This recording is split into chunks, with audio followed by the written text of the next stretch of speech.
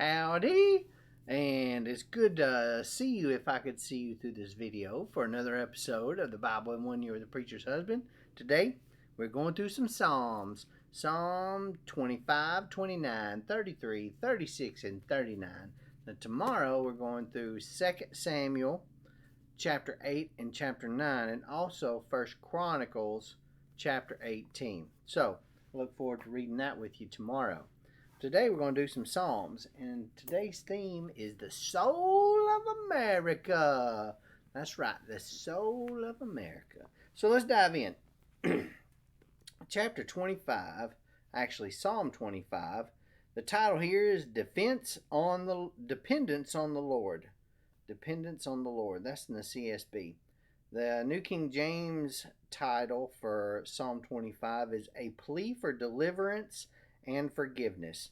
And one thing that stuck out to me in this one was verse 12. It says, Who is this person who fears the Lord? He will show him the way he should choose. Now, God is the subject of He will show him the way he should choose. So, in other words, we're looking to God for this. And then verse 21, May integrity and what is right watch over me, for I wait for you. Integrity and what is right are personified in a similar way as the Lord's attributes were personified in 23 verse 6. Psalm 23 verse 6. These characteristics will protect those who remain in God's will. And you can read more about that in Psalm 37 verse 37. I just find it interesting that word integrity keeps popping up over and over and over again in Psalms. Something that's repeated that many times has got to be important, right? Right. All right. We're going to move on to 29. Psalm 29. Is that right? Psalm 29? That's what I'm going to next. Pretty sure that's right.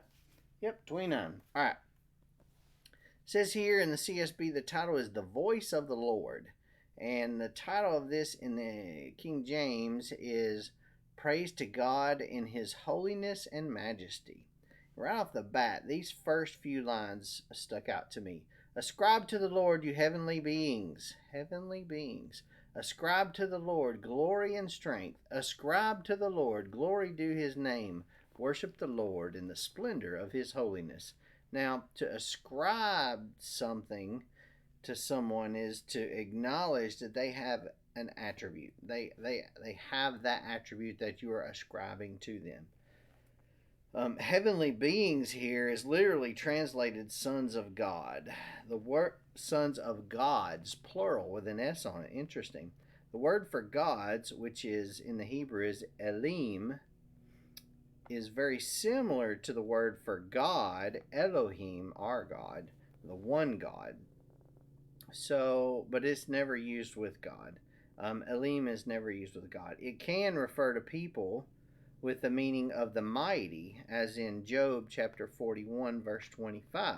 In this context, it's best to understand the term as angelic beings, though, as in Psalm 89, verse 6. The angels are witnesses of God's creation, as in Job chapter 38, verse 7, and they are allowed access to God in heaven, which we see in Job chapter 1, verse 6 and chapter 2, verse 1. They surround his throne to praise and worship him, as we saw in Isaiah 6 and Ezekiel 1. It's also appropriate to address them as those who worship the Lord. And then, of course, in verse 2 there, that word splendor can mean adornment. That was very interesting to me. Now we're going to move on to chapter 33. Chapter 33 in the CSB, the title is Praise to the Creator. And in the King James, it is The Sovereignty of the Lord in Creation and History. That's right, history. Verse 12 stuck out to me. It says, Happy is the nation whose God is the Lord, the people He has chosen to be His own possession. You know what? That was something really cool about that verse. And guess what? This verse right here, Psalm 33, verse 12, Dwight D. Eisenhower placed his hand on Psalm 33, verse 12, as he took the presidential oath of office in 1957. Now, how cool is that? That's pretty spiffy. Well, some more information about this verse. It has inspired quite a few people throughout history and throughout the years, and especially this guy right here, Charles Malik. Now, Charles Malik, he was a Lebanese dude. He was born in 1906 and he died in 1987. He was the ambassador to the United Nations from Lebanon, and he was the president of the 13th session of the United Nations General Assembly in 1959. And he stated this during that assembly. He said, "The good in the United States would never have come into being without the blessing and power of Jesus Christ.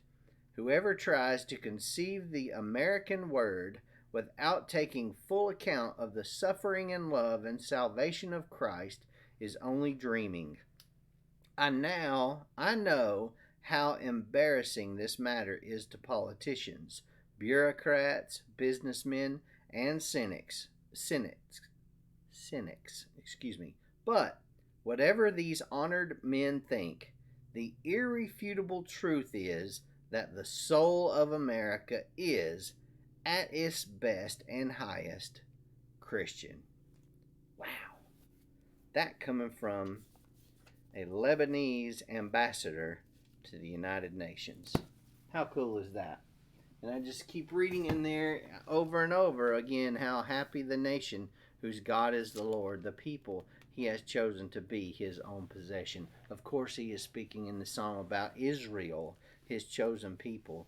But I think it applies to the United States as well, because we are people of God and we are founded as a Christian nation. So there we have it. So I'll move on to Psalm 36. Here in the CSB it says, "Human wickedness and God's love." The King James says, "Man's wickedness and God's perfection" is the title for that one. So, let me see what we got here. That's all I got for that one. We get to Psalm 39. "The fleeting nature of life" is the title in the CSB. And in the King James, it is "Prayer for Wisdom and Forgiveness."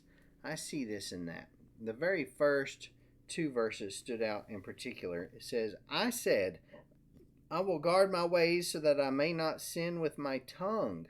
I will guard my mouth with a muzzle as long as the wicked are in my presence. I was speechless and quiet. I kept silent even from speaking good, and my pain intensified." Wow. So the reason for the psalmist's silence here was to keep from sinning by voicing his protests, both to the wicked and to God here. But we get to verse 3. It says, "My heart grew hot within me as I mused. A fire burned.